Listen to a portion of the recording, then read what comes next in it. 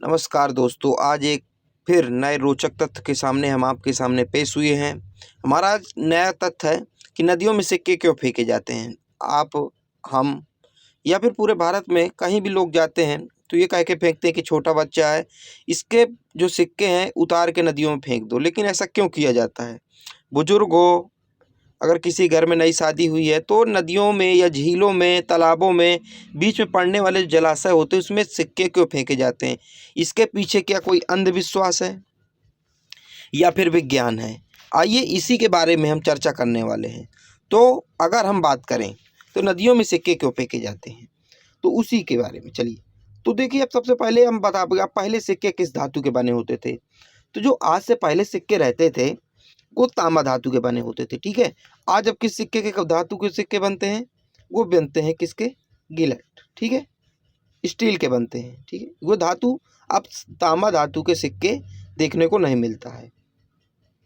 तो इसके पीछे का कारण ये है कि पहले की नदियों को एक मान्यता हुआ करती थी कि नदियों को शुद्ध करने का जो तांबा है एक बहुत अच्छा स्रोत माना जाता था। तो ये कहा जाता था कि आपको नदियों साफ करने का आपका दायित्व है, ये आपका कर्तव्य है। तो आप कहीं भी जाएं, पुराने समय में कहते थे आप कहीं भी जाएं तो आप जो है तांबा का सिक्का एक जो नदियों में फेंक दें। इससे क्या, नदियों का पानी जो है शुद्ध रहेगा। चूँकि पहले सिक्के तांबे के बने रहते थे और जो तांबा होता है पानी को शुद्ध करने में अपनी अहम भूमिका निभाता है। इसलिए लोग क्या करते थे, धार्मिक पुराणों के अनुसार, कि सिक्कों को पानी में उतार के फेंक दिया करते थे। इसके बाद प्रचलन से बाहर हो गए सिक्के, तांबे के सिक्के। अब आ गए हमारे नए धातु के सिक्के, ठीक है, ये वाले सिक्के आ गए।